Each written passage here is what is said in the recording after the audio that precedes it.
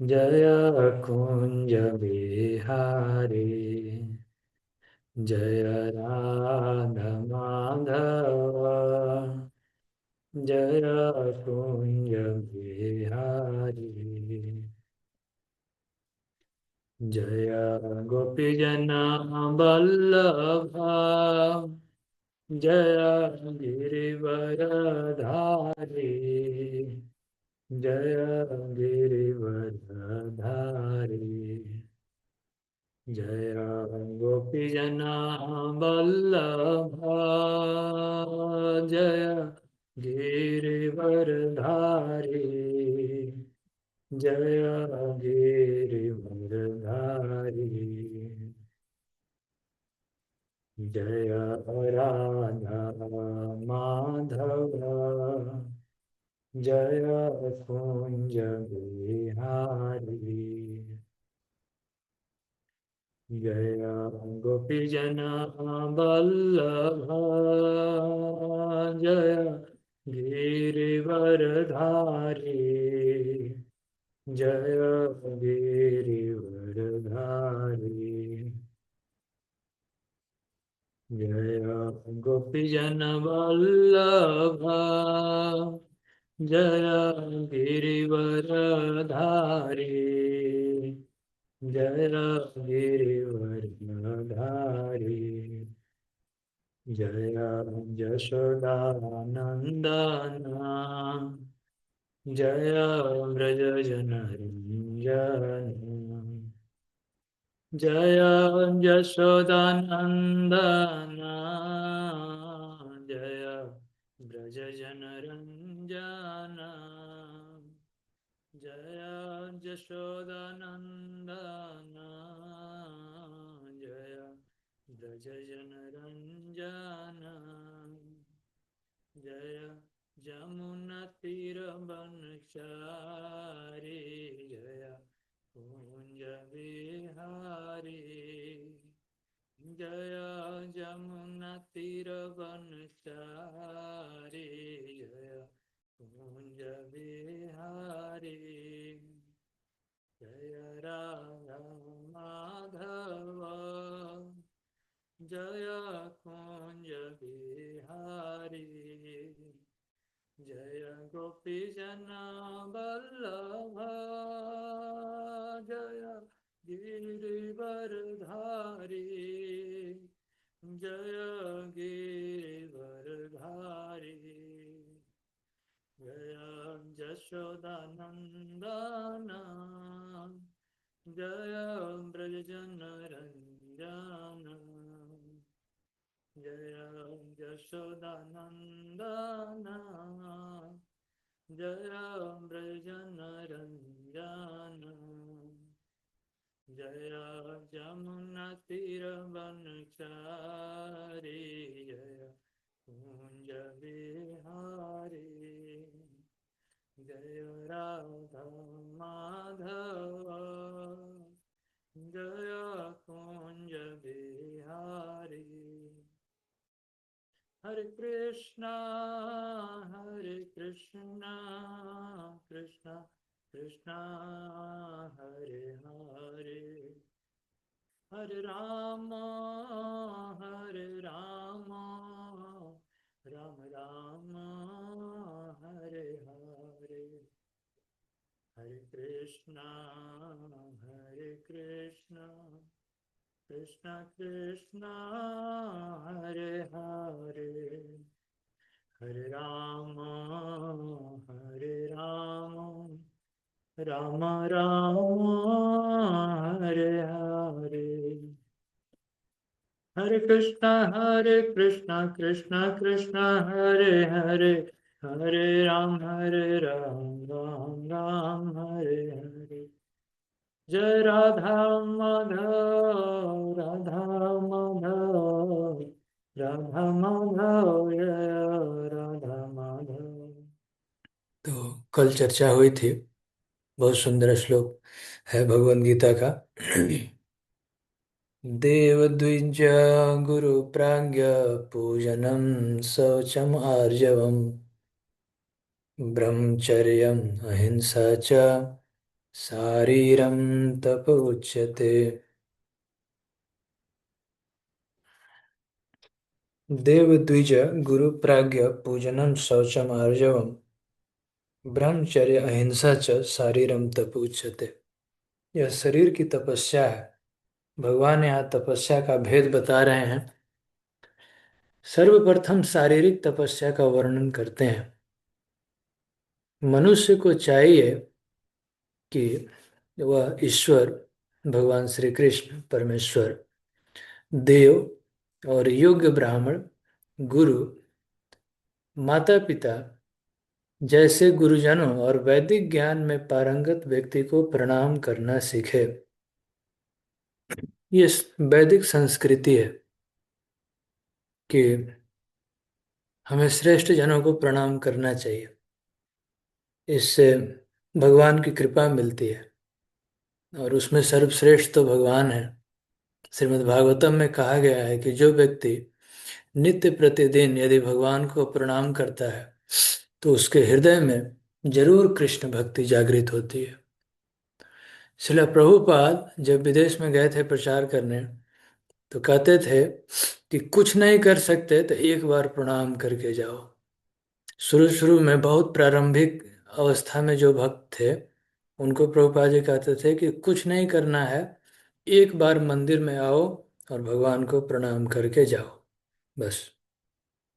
इतना भी करते करते देखा गया कि वे भक्त जो प्रतिदिन आते थे मंदिर में और केवल प्रणाम करके चले जाते थे, वे कुछ दिन में हरि कथा में बैठने लगे, जप भी करने लगे।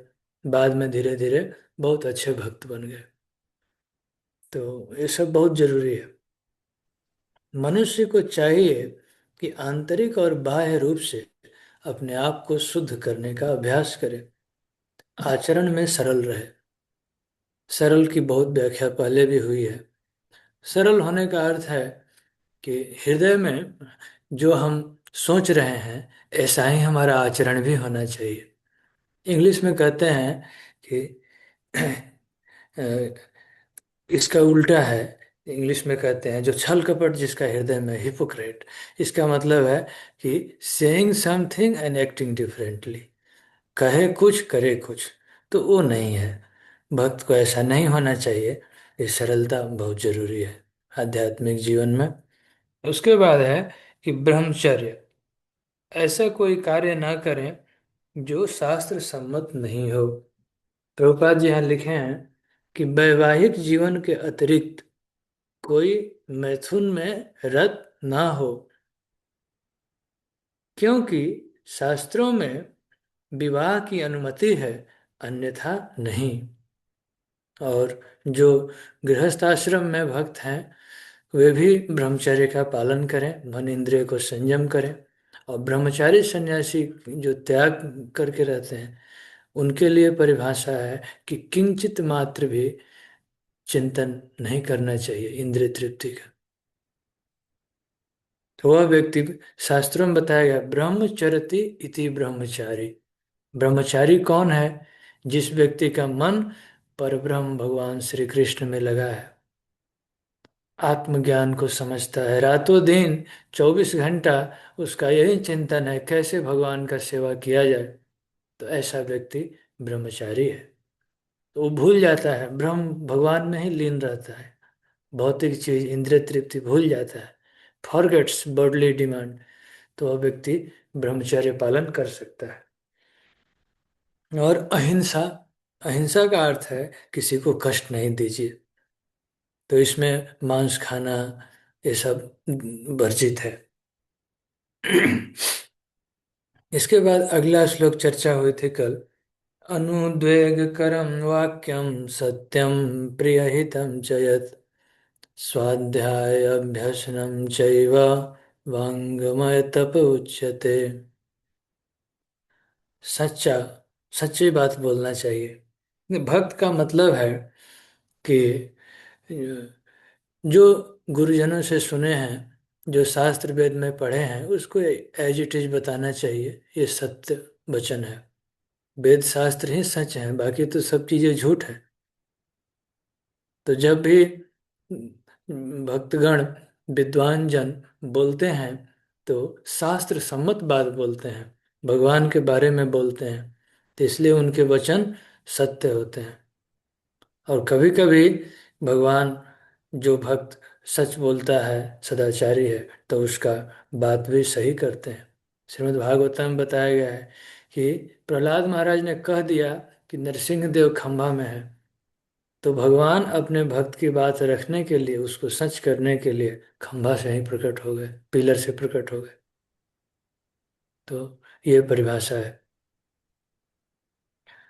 अपने कथन की पुष्टि के लिए शास्त्रों का प्रमाण देना चाहिए। आजकल बहुत लोग ऐसे हैं, प्रवचन, धार्मिक सत्संग, इधर उधर की बात अपने मन से जोड़ के बहुत सारी बातें कहते हैं। पूछा जाए कहाँ लिखा है, तो कोई रेफरेंस नहीं है। तो ये मेंटल स्पेकुलेशन से डिवोशनल सर्विस नहीं होता है, आध्यात्मिक ज्ञान नहीं होता है।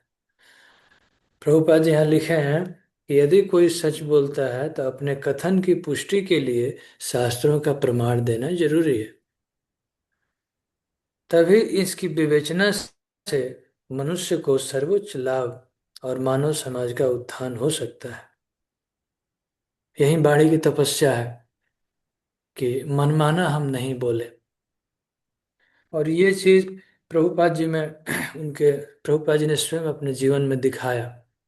प्रभुपाद जी के गुरु महाराज कहे कि तुम अंग्रेजी भाषा में प्रचार करो।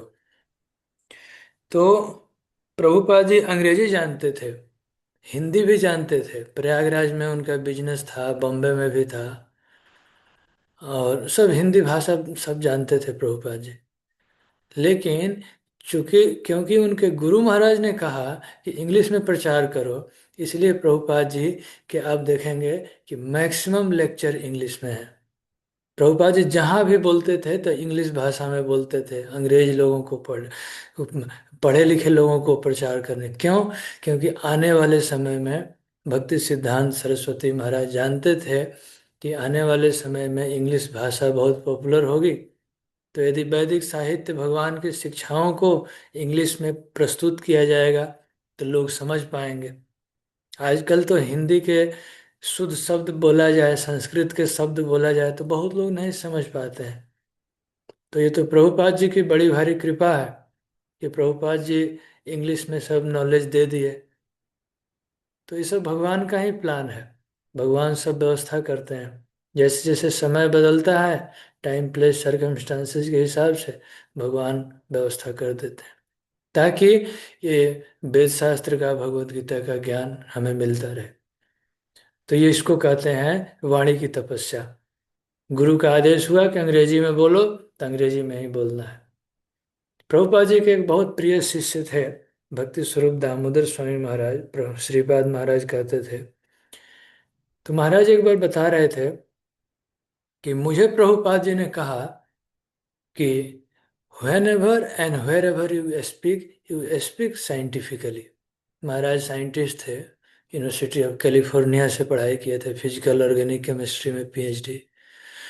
तो प्रभुपाद ने उनको कहा कि whenever and wherever you speak scientifically. तो महाराज का जितना भी लेक्चर आप सुनेंगे, या जितनी भी बुक्स हैं, जो भी उनका कंट्रीब्यूशन है, का हर जगह उनके लेक्चर में, व्यास पूजा का लेक्चर दे रहे हैं, इस्कॉन मंदिर में क्लास दे रहे हैं, हर जगह महाराज साइंटिफिकली बोलते थे, साइंस से रिलेट करते थे हर चीज को। एक और प्रभुपाद जी के बहुत प्रिय शिष्य हैं राधा गोविंद महाराज, श्रीमद राधा गोविंद महाराज। उनको प्रभुपाद जी ने कहा कि तुम केवल भागवत की कथा करो। तो महाराज, और हिंदी में, तो महाराज इंग्लिश में क्लास देते हैं। ऐसी बात नहीं है कि उनको इंग्लिश नहीं आती है, इंग्लिश आती है, बहुत अच्छा अंग्रेजी बोलते हैं, समझते भी हैं। लेकिन महाराज इंग्लिश में क्लास नहीं देते हैं। बोले कि प्रभुपाद जी ने मुझे कहा कि गांव के लोगों के लिए सरल भाषा में, हिंदी भाषा में प्रचार करो और केवल भागवत की कथा करो। तो महाराज कहते हैं कि मैं चाहूँ तो बहुत सारा वेद शास्त्र ये सब बोल सकता हूँ, चाहे इंग्लिश में भी कर सकता, लेकिन नहीं, जो गुरु का आदेश हुआ वो करना है। तो श्रीपाद महाराज कहते थे कि मैंने अपने आप को रिस्ट्रिक्ट किया, I have restricted my self. और गौर गोविंद महाराज तत्व बोलते थे। तत्व, एक एक शब्द की व्याख्या तत्व में। गुरु महाराज सिद्धांत बताते हैं कि कैसे प्यूरिटी मेंटेन किया जाए। इस तरह से अलग अलग आचार्यों की कभी कभी ये सब बातें गुरु महाराज बताते हैं कि कैसे एक शिष्य अपने गुरु का आदेश पालन करता है। और ये प्रभुपाद जी के जो बहुत अच्छे अच्छे शिष्य हुए हैं, उन लोगों ने पालन किया। ऐसे नहीं कि मन मर्जी से बहुत सारी किताबें पढ़ लिए और मन मर्जी से हम कुछ कुछ बोल रहे हैं अपनी प्रसिद्धि के लिए, अपनी पॉपुलैरिटी के लिए। नहीं, जो प्रभुपाद जी का आदेश हुआ उसको अक्षरशः पालन करना।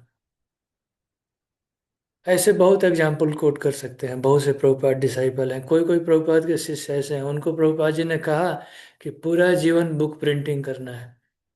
तो बीबीटी के इंचार्ज थे महाराज, दिल्ली में करते थे। कोई भक्त को बताए कि सारा जीवन बुक डिस्ट्रीब्यूशन करना है, तो सारा जीवन बुक डिस्ट्रीब्यूशन। इस तरह से इसको कहते हैं तपस्या। ये सत्वगुण में तपस्या है। श्रद्धा के विभाग में तपस्या के बारे में चर्चा हो रही है। तो हमें क्या अच्छा लगता है क्या अच्छा नहीं लगता है वो सब बात ठीक है। इसका एक और बहुत अच्छा उदाहरण मैं आपको बताना चाहूँगा, आपको और अच्छा लगेगा। श्री चैतन्य महाप्रभु बचपन से बड़े विद्वान थे।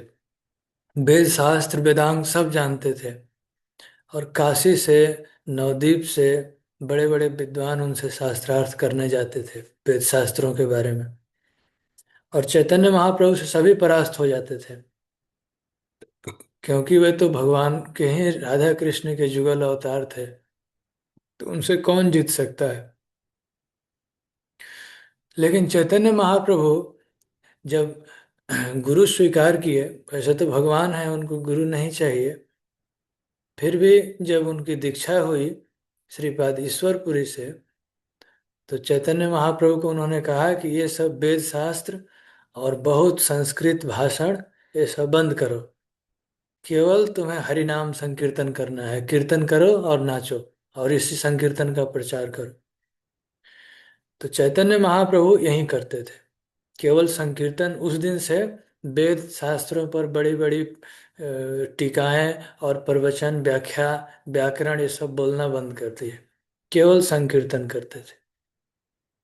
तो जब चैतन्य महाप्रभु बनारस में पहुंचे, तो वहाँ एक बहुत विद्वान व्यक्ति थे, प्रकाशानंद सरस्वती। उन्होंने कहा कि क्यों आप संकीर्तन करते हैं, आप तो सन्यासी हैं, आपका कर्तव्य है कि आप बैठ के वेद शास्त्रों पर चर्चा करें। तो चैतन्य महाप्रभु ने कहा, बहुत सुंदर लाइन है चैतन्य चरितामृत में, कि अमार गुरु मूर्ख देखे शासन करिया। मेरे गुरु ने मुझे मूर्ख समझ के मेरे ऊपर शासन किया और मुझे कहा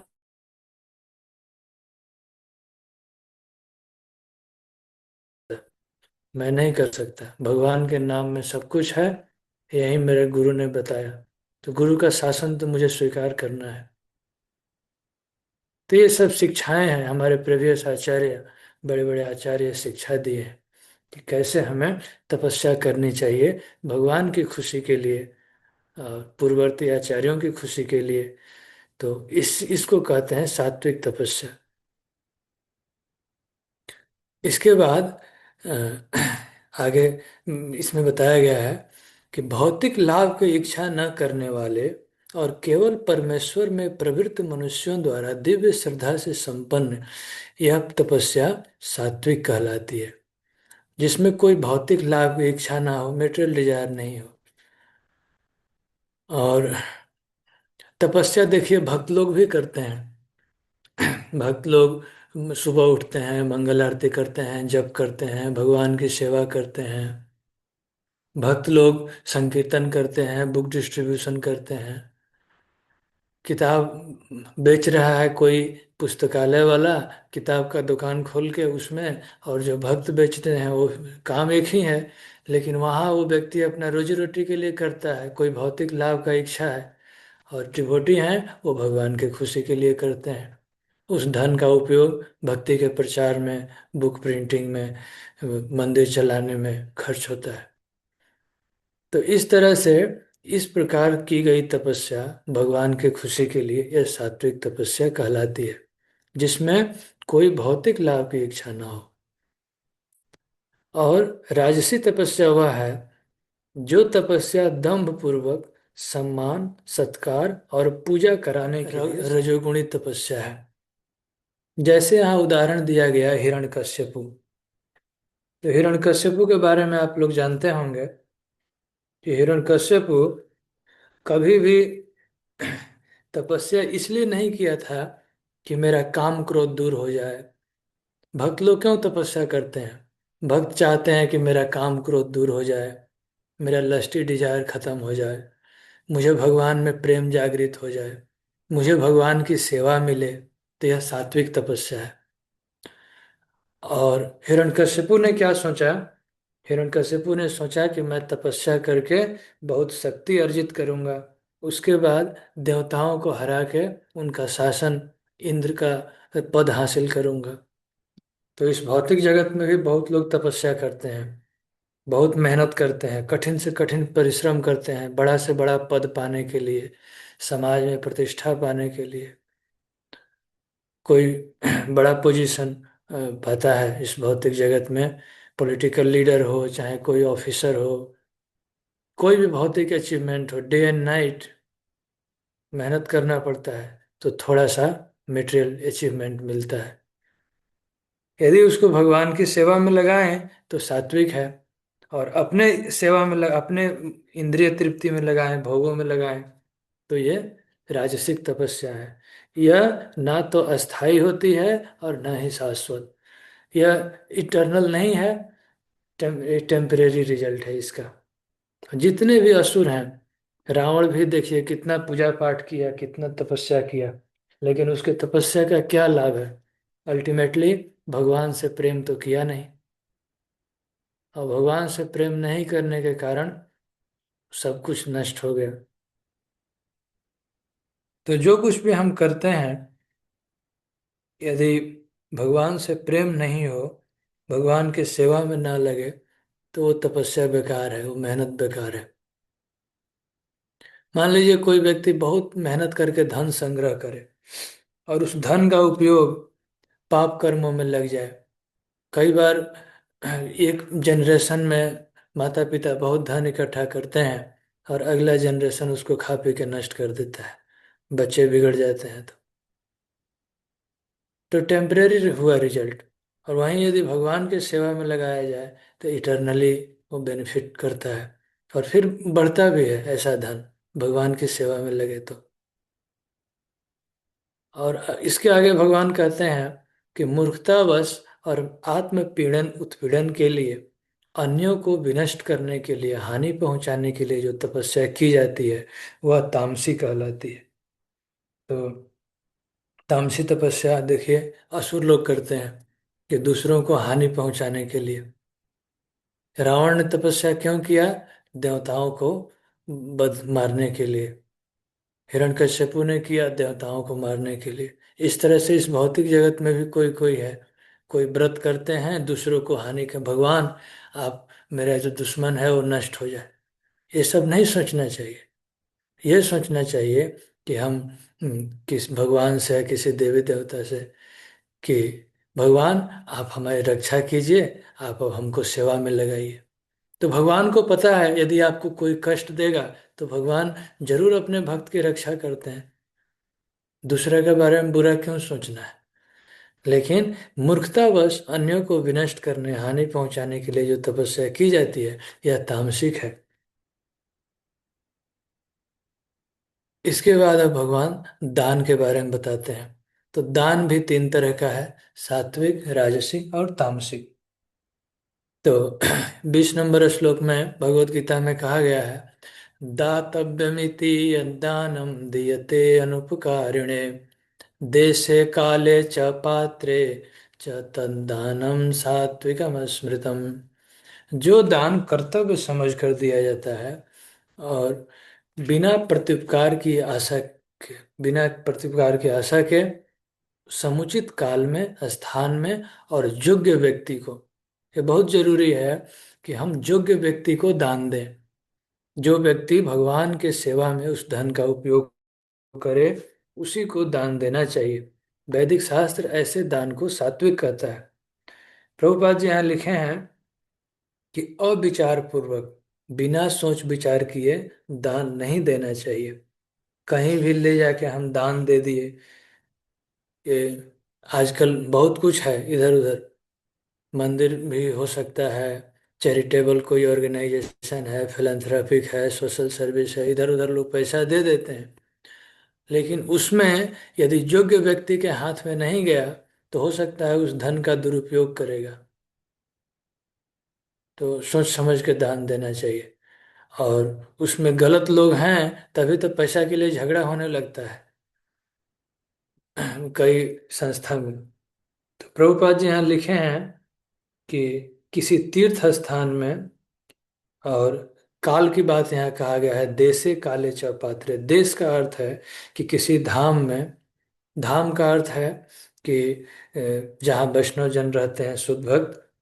और काल मतलब कि जैसे कार्तिक महीने में कोई फेस्टिवल पर, जन्माष्टमी, रामनवमी, रथ यात्रा, इसके लिए दिया जाए उस समय, तो यह उचित काल है। और पात्र, सत्पात्र को, प्रभुपाद जी यहाँ लिखे हैं, योग्य ब्राह्मण या वैष्णव भक्त को दान देने की संस्कृति है। और ऐसा दान करके मन में कोई भौतिक इच्छा नहीं रखनी चाहिए। कई लोग दान करके फिर सोचते रहते हैं कि हमें कुछ फायदा हो, हमने तो इतना कुछ किया भगवान जगन्नाथ के लिए। तो ये सब नहीं सोचना चाहिए। दान दे दिए तो उसके बाद उसके विषय में कुछ नहीं सोचना है। प्रभुपाद जी लिखे हैं कि कभी कभी निर्धन को भी करुणावश दान लोग देते हैं, दिया जाता है। परंतु यदि निर्धन व्यक्ति योग्य नहीं हो सकता है निर्धन है, लेकिन भगवान की सेवा में तो लगाएगा नहीं। और अगर उसने पाप कर्मों में लगाया, बीड़ी पी रहा है, शराब पी रहा है, बहुत भिखमंगा ऐसे मिलेंगे आप, तो इससे कोई आध्यात्मिक प्रगति नहीं होती है, उल्टे आपको लॉस होगा। अगला, राजसिक दान। प्रभुपाद जी बताए हैं, भगवान कहते हैं भगवत गीता में कि जो दान प्रत्युपकार की भावना से और कर्म फल के इच्छा से अनिच्छा पूर्वक किया जाता है, वह राजसिक दान है। मन में ऐसी भावना होती है कि मैं परोपकार कर रहा हूँ दूसरों का। अरे हम क्या परोपकार करेंगे? हमें तो भगवान ने, जो लोग धनी हैं, तो उनको भी धन भगवान ने दिया है। तो भगवान के द्वारा दी गई वस्तु यदि हम किसी को दे रहे हैं, तो क्यों सोचना चाहिए कि मैं परोपकार कर रहा हूँ? परंतु जितने धनी लोग हैं, चाहे बड़े बड़े पॉलिटिशियन होते हैं, गरीबों में कपड़ा बांटते हैं, कंबल बांटते हैं, और बदले में सोचते हैं कि हमको वोट मिले, हमें नेम फेम मिले, लोग हमारी प्रशंसा करें। तो यहाँ लिखा गया है कि कर्म फल की इच्छा से यदि रिटर्न में हम कुछ चाह रहे हैं, तो ये दान रजोगुणी कहलाता है। दिखाने के लिए भी लोग करते हैं कि हम थोड़ा सा कहीं करके, और सेवा भावना से ज्यादा रहती है मन में इच्छा की फोटो खिंचा के न्यूज में निकालना है। तो इस दान को रजोगुणी दान कहा जाता है। और जो दान अपवित्र स्थान में, अनुचित समय में और अयोग्य व्यक्ति को बिना समुचित ध्यान या से दिया जाता है, तो ये तामसिक दान है। अपवित्र स्थान में, अपवित्र स्थान में जैसे प्रभुपाद जी यहाँ लिखे हैं कि जहाँ पर, जो यहाँ पर मद्यपान और द्यूत क्रीड़ा में व्यसनी व्यक्ति को दान देने के लिए प्रोत्साहन नहीं दिया गया है। यदि कोई व्यक्ति शराब पीता है और जुआ खेल रहा है, तो ऐसे व्यसनी व्यक्ति को दान कभी नहीं देना चाहिए। यह दान लाभदायक नहीं होता है। और आजकल लोग पॉलिटिकल पार्टी को डोनेशन देते हैं कि जो टैक्स बचेगा, और भी बहुत सारा चीज़ है। तो अयोग्य व्यक्ति को अननेसेसरी ये धन का दुरुपयोग है। और लोग सोचते हैं कि हम भी दान कर रहे हैं, इधर दे दिया उधर दे दिया। ये दान नहीं है, और ये तामसिक है। इसका कोई फायदा नहीं है। आध्यात्मिक कोई प्रगति नहीं है। तो इस प्रकार दान, तपस्या के बारे में आज चर्चा हुई।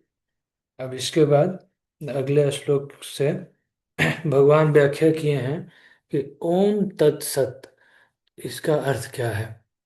ये ओम तत्सत सृष्टि के आदि काल से परब्रह्म को सूचित करने के लिए प्रयुक्त किए जाते हैं।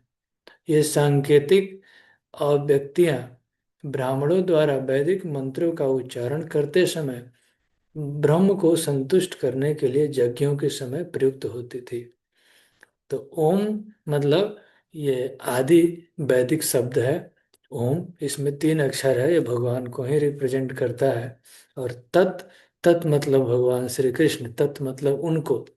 और सत, सत मतलब इटर्नल। जो इटर्नल है भगवान श्री कृष्ण हैं, उनको हम सब कुछ समर्पित करें तो वही सात्विक तपस्या है। सर्वश्रेष्ठ श्रद्धा वही है। प्रभुपाद जी यहाँ इसकी व्याख्या किए हैं। तो और डिटेल में फिर हम लोग कल चर्चा करेंगे इसके बारे में। आज यहीं तक। हरे कृष्ण।